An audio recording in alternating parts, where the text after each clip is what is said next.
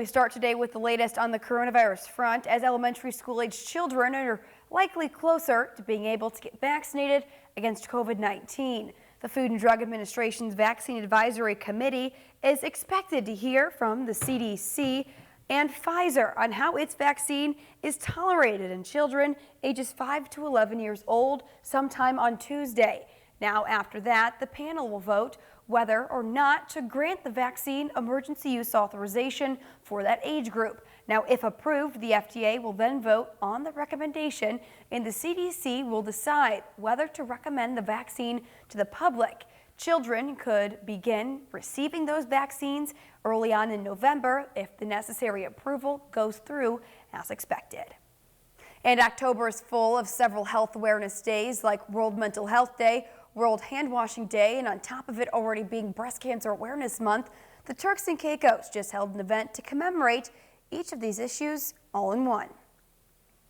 October is busy in the health world. World Mental Health Day, Breast Cancer Awareness Month, World Hand Washing Day, and the Turks and Caicos Islands commemorated them all. When Dr. Denise Brathwaite-Tennant, CEO of the TCI hospitals, spoke at a national health update, she reminded about the prevalence of breast cancer in the TCI.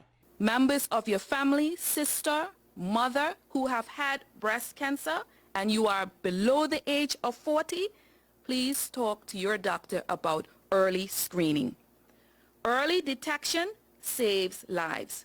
Turks and Caicos added 13 new cases of breast cancer to the National Register of Breast Cancer Patients in 2021, an increase to 140 people, 137 being women, 3 are men. The National Cancer Society President Veronica Rigby, in her Awareness Month message, revealed the alarming statistics and called on the community to donate to their cause. For 17 years, the NCS has been assisting cancer patients, their families, and our survivors with financial, spiritual, practical, physical, and emotional support. Due to the COVID-19 pandemic, the National Cancer Society had to cancel our usual fundraising events from last year up to now. As a non-profit organization, we are totally dependent on funding from our various scheduled events. We hope that those who are able to help can donate to the NCS so that we can continue to assist persons who need us most. End of quote. Hand hygiene has become particularly strategic in the ongoing coronavirus pandemic, and the chief medical officer for the TCI reinforced another vital defense in maintaining good health. The importance of hand washing as a measure to prevent illness and save lives. It is a simple act which should be practiced by all to prevent illness and is particularly important during the pandemic. DeAndre Hamilton reporting for One Caribbean News. All right, thanks, DeAndre. Meantime, health officials in Trinidad and Tobago have sounded an alarm that COVID intensive care units in the country are now running out of room to treat critically ill infected patients. The country's health minister warned over the last weekend that the country was on the verge of running out of space to provide this sort of level of critical treatment to patients. Now, he also cautioned that doctors will be forced to decide who receives the treatment. Health officials have been blamed on vaccinated COVID patients for the situation. Now, Principal Medical Officer for Institutions, Dr. Maram Abdul Richards, says if most, if not all of the beds are occupied by people who are unvaccinated, she reiterated the call for people to get the vaccine to avoid severe illness and hospitalization. But at a COVID virtual news conference, Dr. Abdul Richards painted a grim picture of TNT's COVID situation.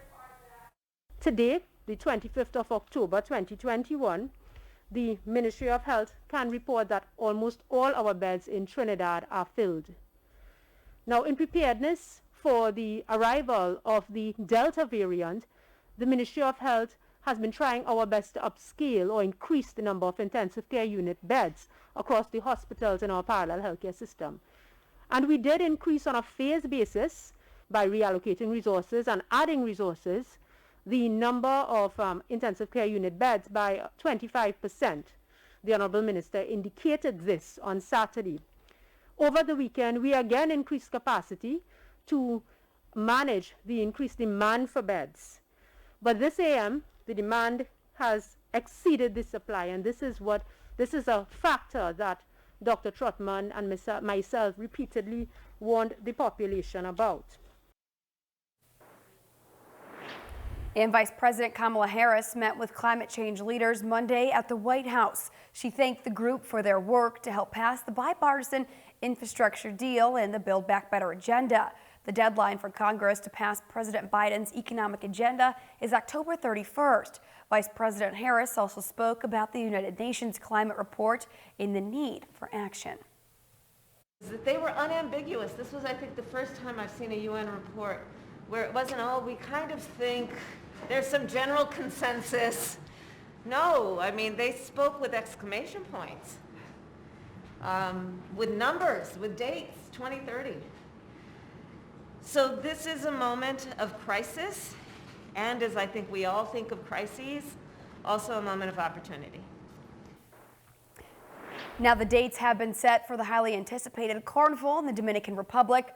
Carnival in Punta Cana will be making its return on December 10th and running through the 13th.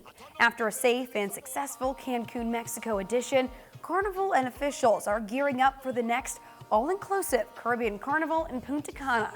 The weekend will be spent showing off their 10 themed restaurants, 5 buffets, 16 bars, 7 swimming pools, 7 tennis courts, spas, among many other amenities.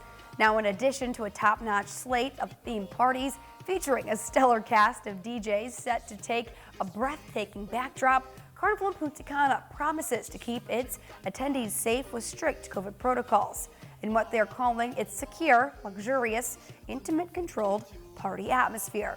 So again, Carnival in Punta Cana, that one is set for December 10th through the 13th.